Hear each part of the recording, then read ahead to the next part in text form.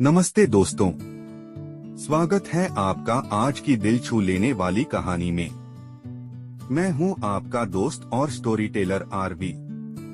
आज हम सुनेंगे महान लेखक मुंशी प्रेमचंद की एक ऐसी कहानी जो हमें पशुता से मानवता की ओर ले चलती है। कहानी का नाम है पशु से मनुष्य। तो चलिए शुरू करते हैं ये भावनाओं से भरी प्रेरणादायक यात्रा। दुर्गा माली डॉक्टर मेहरा बारैटला के यहाँ नौकर था। 5 रुपए मासिक वेतन पाता था। उसके घर में स्त्री और 2-3 छोटे बच्चे थे। स्त्री पड़ोसियों के लिए गेहूं पीसा करती थी। 2 बच्चे जो समझदार थे इधर उधर से लकड़ियां, गेहूं, उपले चुन लाते थे। किंतु इतना यत्न करने पर भी वे बहुत तकलीफ में रहते थे।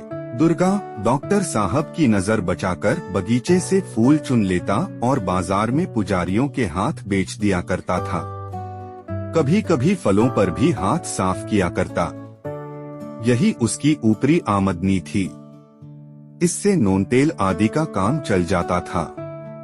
उसने कई बार डॉक्टर महोदय से वेतन बढ़ाने के लिए प्रार्थना की, परंतु डॉक्टर साहब नौकर की वेतन वृद्धि को छूत की बीमारी समझते थे जो एक से अनेक को ग्रस लेती है। वे साफ कह दिया करते कि भाई मैं तुम्हें बांधे तो हूँ नहीं, तुम्हारा निर्वाह यहाँ नहीं होता तो और कहीं चले जाओ, मेरे लिए मालियों का अकाल नहीं है। दुर्गा में इतना साहस न था कि वह लगी हुई रोजी छोड़कर नौकरी ढूंढने निकलता। इससे अधिक वेतन पाने की आशा भी नहीं। इसलिए वह इसी निराशा में पड़ा हुआ जीवन के दिन काटता और अपने भाग्य को रोता था। डॉक्टर महोदय को बागबानी से विशेष प्रेम था। नाना प्रकार के फूल पत्ते लगा रखे थे। अच्छे अच्छे फलों के पौधे दरभंगा, मलिहाबाद, सहारनपुर आदि स्थानों से मंगवा कर लगाए थे। वृक्षों को फलों से लदे हुए देखकर उन्हें हार्दिक आनंद होता था। अपने मित्रों के यहाँ गुलदस्ते और शाक भाजी की डालियाँ तोहफे के तौर पर भिजवाते रहते थे। उन्हें फलों को आप खाने का शौक न था, पर मित्रों को खिलाने में उन्हें असीम आनंद प्राप्त होता था। प्रत्येक फल के मौसम में मित्रों की दावत करते और पिकनिक पार्टियां उनके मनोरंजन का प्रधान अंग थीं। एक बार गर्मियों में उन्होंने अपने कई मित्रों को आम खाने की दावत दी। मलिहाबादी में सफेदे के फल खूब लगे हुए थे। डॉक्टर साहब इन फलों को प्रतिदिन देखा करते थे। ये पहले ही फले थे, इसलिए वे मित्रों से उनके मिठास और स्वाद का बखान सुनना चाहते थे। इस विचार से उन्हें वही आमोद था जो किसी पहलवान को अपने पट्टों के करतब दिखाने से होता है।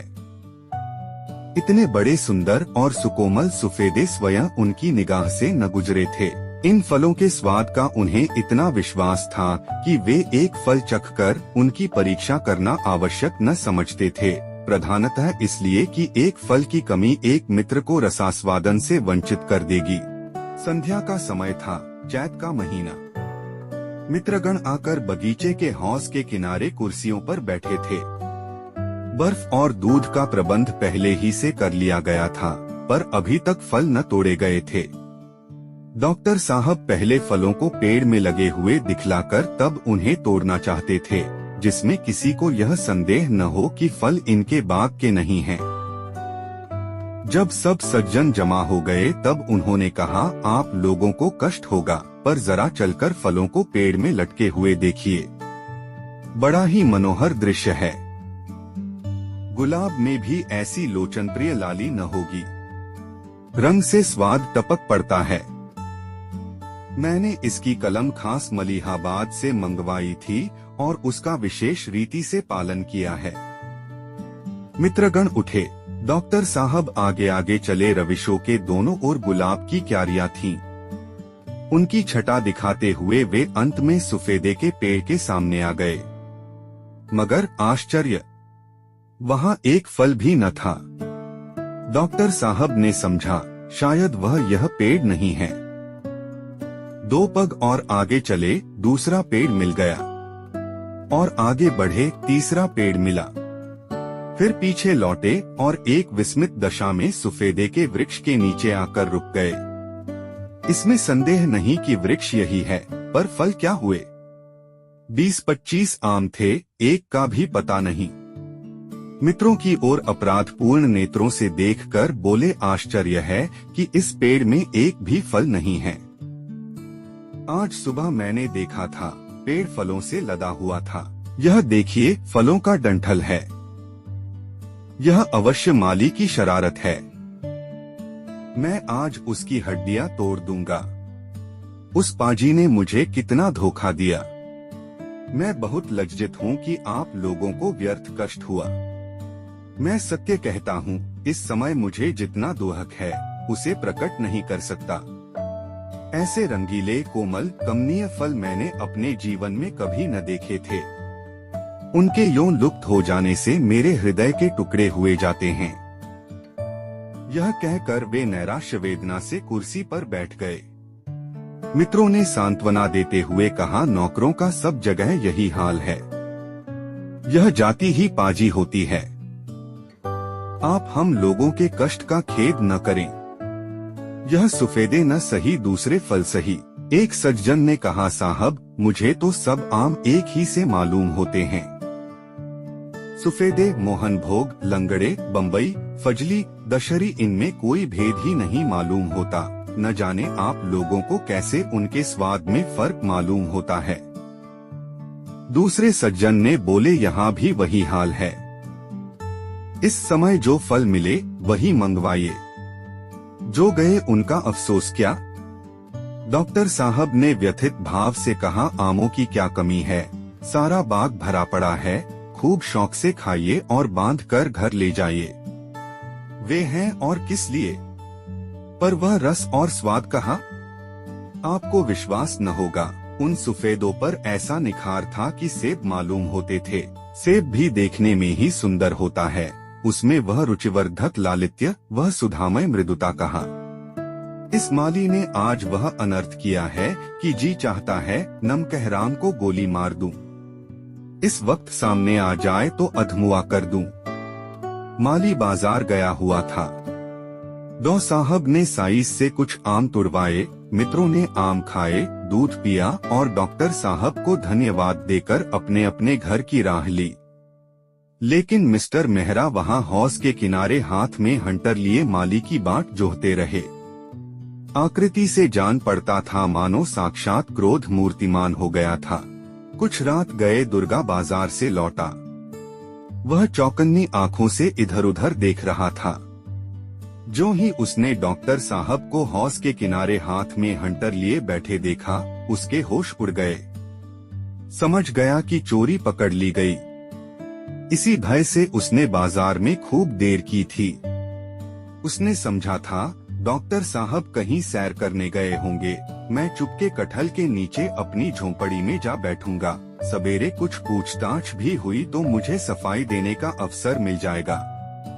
कह दूंगा, सरकार मेरे झोपड़े की तलाशी ले लें। इस प्रकार मामला दब जाएगा। समय सफल चोर का सबसे बड़ा मित्र है। एक एक क्षण उसे निर्दोष सिद्ध करता जाता है, किंतु जब वह रंगे हाथों पकड़ा जाता है तब उसे बच निकलने की कोई राह नहीं रहती। रुधिर के सूखे हुए धब्बे रंग के दाग बन सकते हैं, पर ताजा लोहू आप ही आप पुकारता है। दुर्गा के पैर थम गए, छाती धड़कने लगी। डॉक्टर साहब की निगाह उस पर पड़ गई थी। अब उल्टे पांव लौटना व्यर्थ था। डॉक्टर साहब उसे दूर से देखते ही उठे कि चलकर उसकी खूब मरम्मत करूं। लेकिन वकील थे, विचार किया कि इसका बयान लेना आवश्यक है। इशारे से निकट बुलाया और पूछा, सफेदे के पेड़ में कई आम लगे हुए थे, एक भी नहीं दिखाई देता, क्या हो गए? दुर्गा ने निर्दोष भाव से उत्तर दिया, हुजूर, अभी मैं बाजार गया हूँ, तब तक तो सब आम लगे हुए थे। इतनी देर में कोई तोड़ ले गया हो तो मैं नहीं कह सकता। डॉक्टर, तुम्हारा किस पर संदेह है? दुर्गा, सरकार, अब मैं किसे बताऊं? इतने नौकर चाकर हैं, न जाने किसकी नीयत बिगड़ी हो।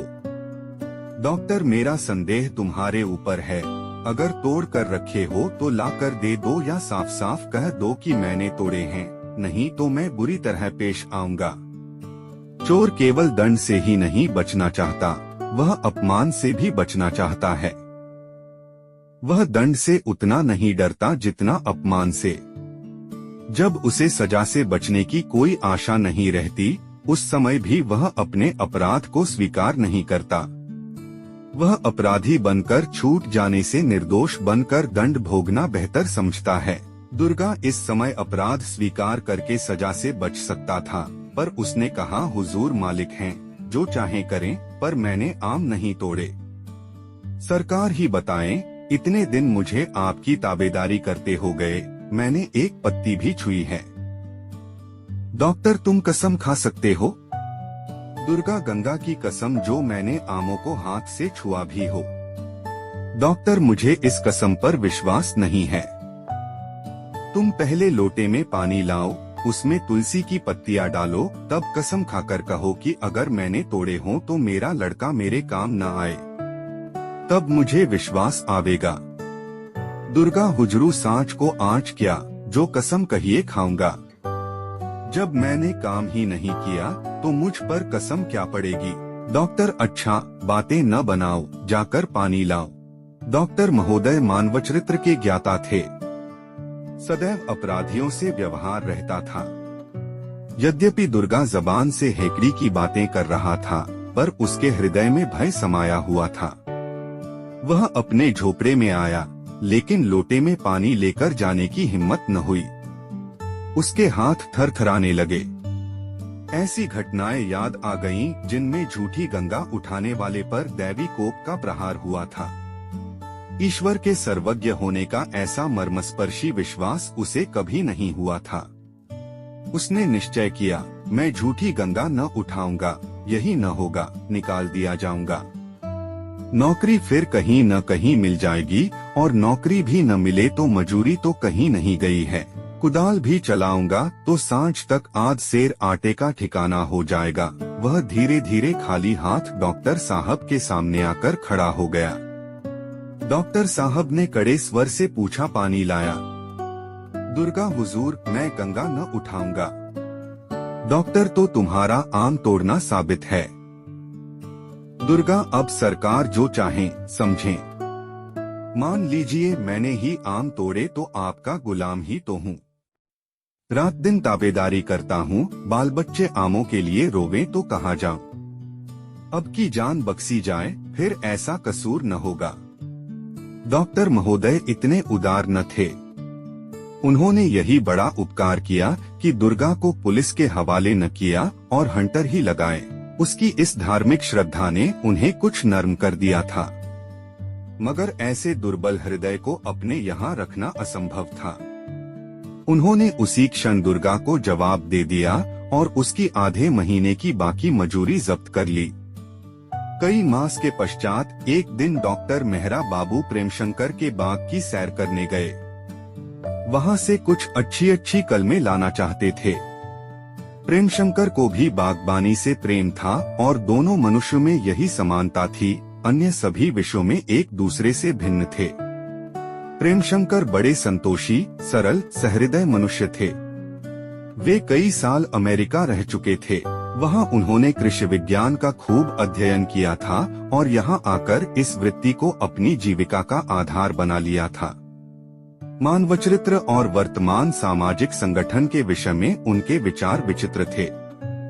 इसीलिए शहर के सभ्य समाज में लोग उनकी उपेक्षा करते थे और उन्हें झक्की समझते थे। इसमें संदेह नहीं कि उनके सिद्धांतों से लोगों को एक प्रकार की दार्शनिक सहानुभूति थी, पर उनके क्रियात्मक होने के विषय में उन्हें बड़ी शंका थी। संसार कर्म क्षेत्र है, मीमांसा क्षेत्र नहीं। यहाँ सिद्धांत सिद्धांत ही रहेंगे, उनका प्रत्यक्ष घटनाओं से संबंध नहीं। डॉक्टर साहब बगीचे में पहुँचे तो उन्होंने प्रेमशंकर को क्यारियों में पानी देते हुए पाया। कुएं पर एक मनुष्य खड़ा पंप से पानी निकाल रहा था। मेहरा ने उसे तुरंत ही पहचान लिया। वह दुर्गा माली था। डॉक्टर साहब के मन में उस समय दुर्गा के प्रति एक विचित्र ईर्ष्या का भाव उत्पन्न हुआ। जिस नराधम को उन्होंने दंड देकर अपने यहाँ से अलग कर दिया था, उसे नौकरी क्यों मिल गई। यदि दुर्गा इस वक्त फटेहाल रोनी सूरत बनाए दिखाई देता तो डॉक्टर साहब को उस पर दया आ जाती। वे संभवतः उसे कुछ इनाम देते और प्रेमशंकर से उसकी प्रशंसा भी कर देते। उनकी प्रकृति में दया थी और अपने नौकरों पर उनकी कृपा दृष्टि रहती थी, परंतु उनकी इस कृपा और दया में लेशमात्र भी भेद न था जो अपने कुत्तों और घोड़ों से थी। इस कृपा का आधार न्याय नहीं, दीन पालन है। दुर्गा ने उन्हें देखा, कुएं पर खड़े खड़े सलाम किया और फिर अपने काम में लग गया। उसका यह अभिमान डॉक्टर साहब के हृदय में भाले की भांति चुभ गया। उन्हें यह विचार कर अत्यंत क्रोध आया कि मेरे यहाँ से निकलना इसके लिए हितकर हो गया। उन्हें अपनी सहृदयता पर जो घमंड था उसे बड़ा आघात लगा।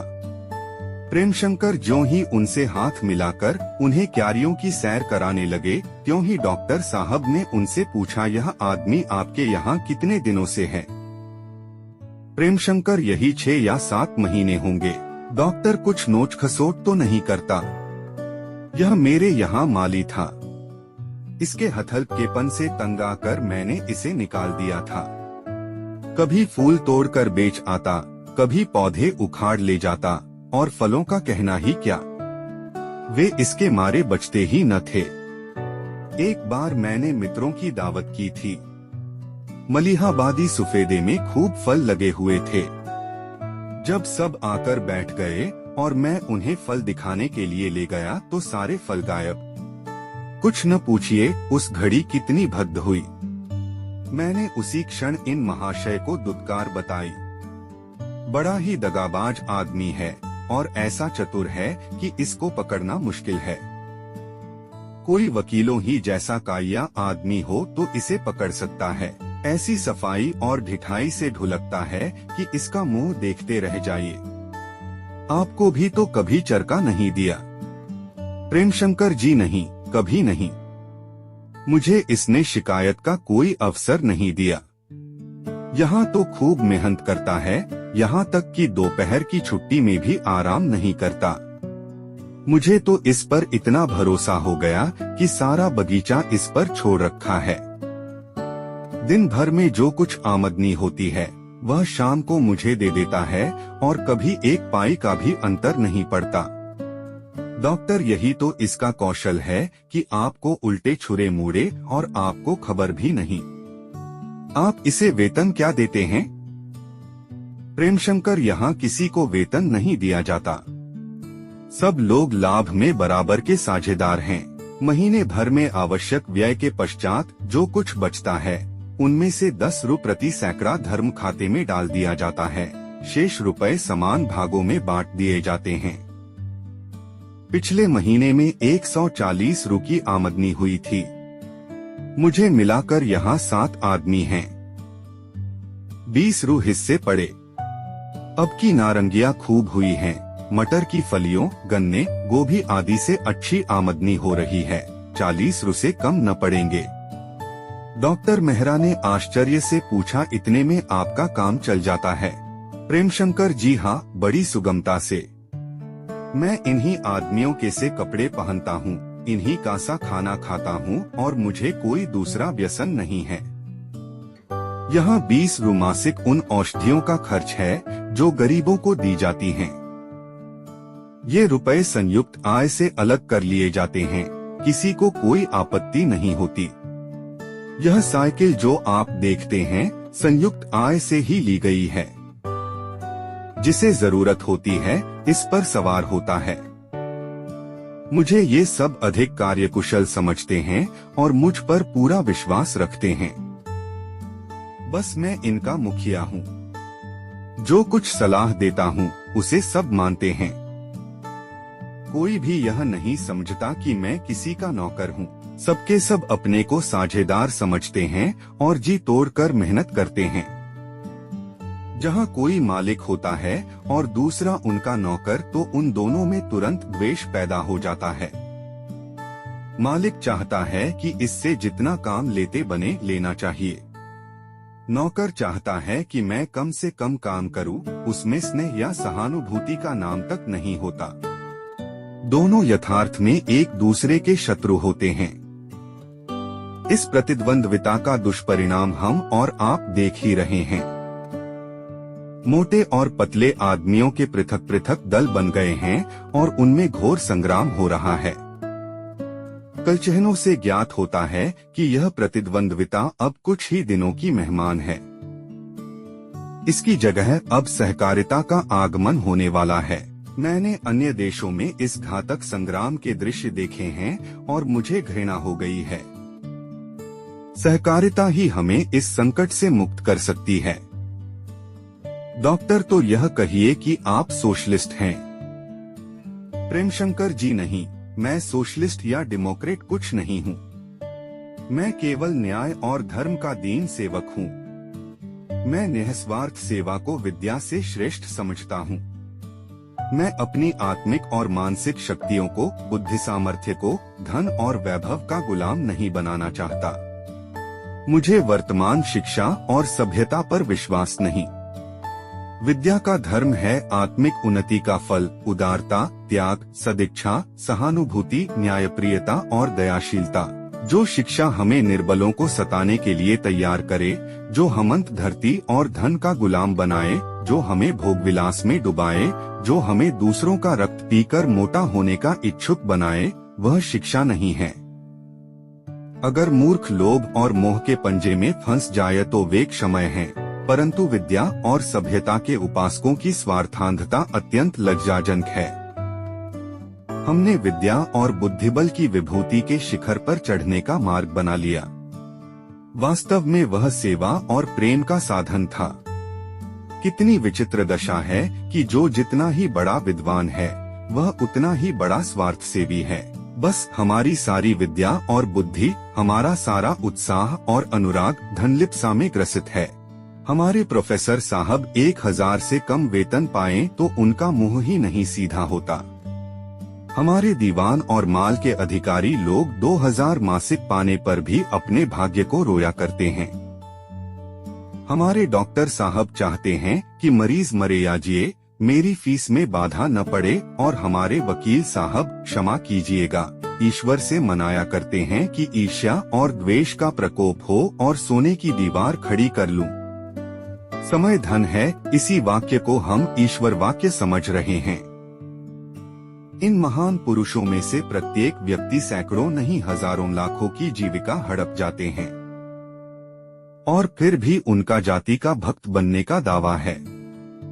वह अपने स्वजाति प्रेम का डंका बजाता फिरता है। पैदा दूसरे करें, पसीना दूसरे बहाएं, खाना और मोछों पर ताव देना इनका काम है। मैं समस्त शिक्षित समुदाय को केवल निकम्मा ही नहीं, वरन अनर्थकारी भी समझता हूँ। डॉक्टर साहब ने बहुत धैर्य से काम लेकर पूछा, तो क्या आप चाहते हैं कि हम सब के सब मजूरी करें? प्रेमशंकर जी, नहीं, हालांकि ऐसा हो तो मनुष्य जाति का बहुत उपकार हो। मुझे जो आपत्ति है वह केवल दशाओं में इस अन्यायपूर्ण समता से है। यदि एक मजूर 5 रुपया में अपना निर्वाह कर सकता है, तो एक मानसिक काम करने वाले प्राणी के लिए इससे दुगुनी तिगुनी आय काफी होनी चाहिए, और वह अधिकता इसलिए कि उसे कुछ उत्तम भोजन, वस्त्र तथा सुख की आवश्यकता होती है। मगर 5 और 5000, 50 और 50,000 का अस्वाभाविक अंतर क्यों हो? इतना नहीं, हमारा समाज 5 और 5 लाख के अंतर का भी तिरस्कार नहीं करता, वरन उसकी और भी प्रशंसा करता है। शासन प्रबंध, वकालत, चिकित्सा, चित्र रचना, शिक्षा, दलाली, व्यापार, संगीत और इसी प्रकार की सैकड़ों अन्य कलाएं शिक्षित समुदाय की जीवन वृत्ति बनी हुई हैं, पर इनमें से एक भी धनोपार्जन नहीं करती। इनका आधार दूसरों की कमाई पर है। मेरी समझ में नहीं आता कि वह उद्योग धंधे जो जीवन की सामग्रियां पैदा करते हैं, जिन पर जीवन का अवलंबन है, क्यों उन पेशों से नीचे समझे जाए, जिनका काम केवल मनोरंजन या अधिक से अधिक धनोपार्जन में सहायता करना है। आज सारे वकीलों को देश निकाला हो जाए, सारे अधिकारी वर्ग लुप्त हो जाए और सारे दलाल स्वर्ग को सिधारें, तब भी संसार का काम चलता रहेगा, बल्कि और भी सरलता से। किसान भूमि जोतेंगे, जुलाहे कपड़े बुनेंगे, बढ़ी, लोहार, राज, चर्मकार सबके सब पूर्ववत अपना अपना काम करते रहेंगे। उनकी पंचायतें उनके झगड़ों का निपटारा करेंगी। लेकिन यदि किसान न हो तो सारा संसार क्षुधा पीड़ा से व्याकुल हो जाए। परंतु किसान के लिए 5 रु बहुत समझा जाता है और वकील साहब या डॉक्टर साहब को 5000 भी काफी नहीं। डॉक्टर, आप अर्थशास्त्र के उस महत्वपूर्ण सिद्धांत को भूले जाते हैं जिसे श्रम विभाजन, पपेपवद व इस्तिवंतद्ध कहते हैं। प्रकृति ने प्राणियों को भिन्न भिन्न शक्तियां प्रदान की हैं और उनके विकास के लिए भिन्न भिन्न दशाओं की आवश्यकता है। प्रेमशंकर, मैं यह कब कहता हूँ कि प्रत्येक मनुष्य को मजूरी करने पर मजबूर किया जाए? नहीं, जिसे परमात्मा ने विचार की शक्ति दी है वह शास्त्रों की विवेचना करे। जो भावुक हो वह काव्य की रचना करे। जो अन्याय से घृणा करता हो वह वकालत करे। मेरा कथन यह है कि विभिन्न कार्यों की हैसियत में इतना अंतर न रहना चाहिए। मानसिक और औद्योगिक कामों में इतना फर्क न्याय के विरुद्ध है। यह प्रकृति के नियमों के प्रतिकूल ज्ञात होता है कि आवश्यक और अनिवार्य कार्यों पर अनावश्यक और निवार्य कार्यों की प्रधानता हो। कतिपय सज्जनों का मत है कि इस सामे से गुणी लोगों का अनादर होगा और संसार को उनके सद्विचारों और सत्कार्यों से लाभ न पहुँच सकेगा। किंतु वे भूल जाते हैं कि संसार के बड़े से बड़े पंडित, बड़े से बड़े कवि, बड़े से बड़े आविष्कारक, बड़े से बड़े शिक्षक धन और प्रभुता के लोभ से मुक्त थे। हमारे अस्वाभाविक जीवन का एक कुपरिणाम यह भी है कि हम बलात् कवि और शिक्षक बन जाते हैं। संसार में आज अगणित लेखक और कवि, वकील और शिक्षक उपस्थित हैं। वे सबके सब पृथ्वी पर भार रूप हो रहे हैं। जब उन्हें मालूम होगा कि इन दिव्य कलाओं में कुछ लाभ नहीं है तो वही लोग कवि होंगे जिन्हें कवि होना चाहिए। संक्षेप में कहना यही है कि धन की प्रधानता ने हमारे समस्त समाज को उलट-पलट दिया है। डॉक्टर मेहरा धीर हो गए, बोले, महाशय, समाज संगठन का यह रूप देवलोक के लिए चाहे उपयुक्त हो पर भौतिक संसार के लिए और इस भौतिक काल में वह कदापि उपयोगी नहीं हो सकता। प्रेमशंकर, केवल इसी कारण से अभी तक धनवानों का, जमींदारों का और शिक्षित समुदाय का प्रभुत्व जमा हुआ है। पर इसके पहले भी कई बार इस प्रभुत्व को धक्का लग चुका है और चिन्हों से ज्ञात होता है कि निकट भविष्य में फिर इसकी पराजय होने वाली है। कदाचित वह हार निर्णयात्मक होगी। समाज का चक्र सामे से आरंभ होकर फिर सामे पर ही समाप्त होता है। एकाधिपत्य, रईसों का प्रभुत्व और वाणिज्य प्राबल्य उसकी मध्यवर्ती दशाएं हैं। वर्तमान चक्र ने मध्यवर्ती दशाओं को भोग लिया है और वह अपने अंतिम स्थान के निकट आता जाता है। किंतु हमारी आंखें अधिकार और प्रभुता के मद में ऐसी भरी हुई हैं कि हमें आगे पीछे कुछ नहीं सूझता। चारों ओर से जनतावाद का घोर नाद हमारे कानों में आ रहा है, पर हम ऐसे निश्चिंत हैं मानो वह साधारण मेघ की गरज है। हम अभी तक उन्हीं विद्याओं और कलाओं में लीन हैं जिनका आश्रय दूसरों की मेहनत है। हमारे विद्यालयों की संख्या बढ़ती जाती है। हमारे वकील खाने में पाव रखने की जगह बाकी नहीं। गली फोटो स्टूडियो खुल रहे हैं। डॉक्टरों की संख्या मरीजों से भी अधिक हो गई है, पर अब भी हमारी आंखें नहीं खुलती। हम इस अस्वाभाविक जीवन, इस सभ्यता के तिलिस्म से बाहर निकलने की चेष्टा नहीं करते। हम शहरों में कारखाने खोलते फिरते हैं इसलिए कि मजदूरों की मेहनत से मोटे हो जाएं। 30 रु और 40 रु सैकड़े लाभ की कल्पना करके फूले नहीं समाते, पर ऐसा कहीं देखने में नहीं आता कि किसी शिक्षित सज्जन ने कपड़ा बुनना या जमीन जोतना शुरू किया हो। यदि कोई दुर्भाग्यवश ऐसा करे भी तो उसकी हंसी उड़ाई जाती है। हम उसी को मान प्रतिष्ठा के योग्य समझते हैं जो तकिया गद्दी लगाए बैठा रहे, हाथ पैर न हिलाए और लेन देन पर, सूदबट्टे पर लाखों के वारे न्यारे करता हो। यही बातें हो रही थीं कि दुर्गा माली एक डाली नारंगिया, गोभी के फूल, अमरूद, मटर की फलियां आदि सजा कर लाया और उसे डॉक्टर साहब के सामने रख दिया। उसके चेहरे पर एक प्रकार का गर्व था। मानो उसकी आत्मा जागृत हो गई है। वह डॉक्टर साहब के समीप एक मोटे मोढ़े पर बैठ गया और बोला, हुजूर को कैसी कलमे चाहिए? आप बाबूजी को एक चिट पर उनके नाम लिख कर दे दीजिए। मैं कल आपके मकान पहुंचा दूंगा। आपके बाल बच्चे तो अच्छी तरह हैं। डॉक्टर साहब ने कुछ सकुचा कर कहा, हाँ लड़के अच्छी तरह हैं, तुम यहाँ अच्छी तरह हो। दुर्गा जी हाँ, आपकी दया से बहुत आराम से हूँ। डॉक्टर साहब उठकर चले तो प्रेमशंकर उन्हें विदा करने साथ साथ फाटक तक आए।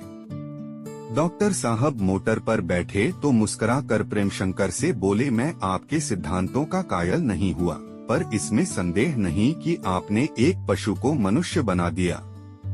यह आपके सत्संग का फल है। लेकिन क्षमा कीजिएगा, मैं फिर भी कहूँगा कि आप इससे होशियार रहिएगा।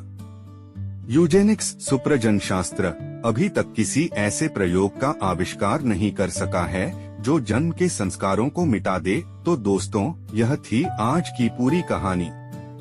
आपकी क्या राय है? कमेंट में जरूर बताइए।